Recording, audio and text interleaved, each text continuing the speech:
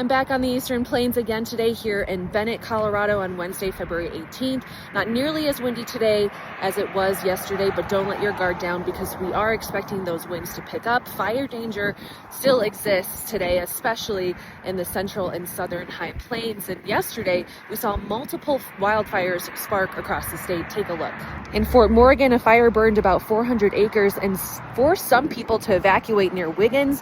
Wind gusts in the area were up around 55 miles an hour. That fire is now 100% contained. And in Elbert County, the County Road 169 fire threatened some homes and burned about 5,000 to 10,000 acres.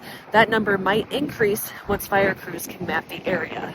There was also a small grass fire in the Poudre Canyon yesterday. The Larimer County Sheriff's Office says that it burned a very small area, but because of very high winds and extremely dry conditions, it had the potential to spread quickly. Officials there say the fire was quickly reported and knocked down.